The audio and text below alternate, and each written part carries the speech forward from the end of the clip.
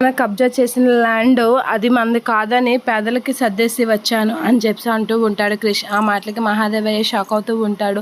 ఇక రుద్ర కూడా షాక్ అయ్యి ఏంట్రా నువ్వు చేసింది అనేది అంటూ ఉంటాడు. అవును వాళ్ళందరికీ పనిచేసి వచ్చాను అని క్రిష్ అంటూ అనేసరికి నువ్వెవడ్రా ఆ భూమి పంచడానికి, అసలు నీకే హక్కు ఉంది అని చెప్పి రుద్ర అయితే క్రిష్తో అంటూ ఉంటాడు. అలా క్రిష్తో అనేసరికి నాకే హక్కు ఉందంటావేంటి అని అంటూ ఉంటాడు క్రిష్. అలా అనేసరికి అయినా ఇక సంజయ్ అయితే భైరవికి సైగ చేస్తూ ఉంటాడు. అలా సైగ చేయగానే భైరవి అయితే నువ్వు అసలు మహాదేవయ్య కొడుకు అయితే ఇటువంటి పని చెయ్యవురా అనేదా అంటూ ఉంటాడు. ఆ మాటలకి ధరణి షాక్ అవుతూ ఉంటుంది. సంజయ్ అయితే అవును నేను ఈ మాట కోసమే ఈ డైలాగ్ కోసమే చూస్తున్నాను అనేది అనుకుంటూ ఉంటాడు.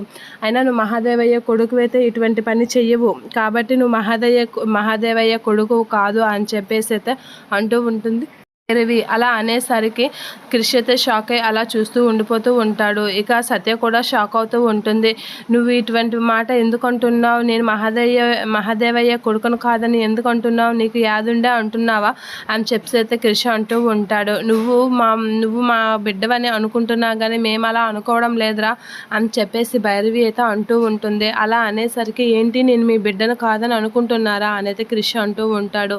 అవును నువ్వు మా బిడ్డవు కాదని అనుకుంటున్నాం మేము అనేది అంటూ ఉంటుంది భైరవి. అలా అనేసరికి అయితే సత్య షాక్ అవుతూ ఉంటుంది.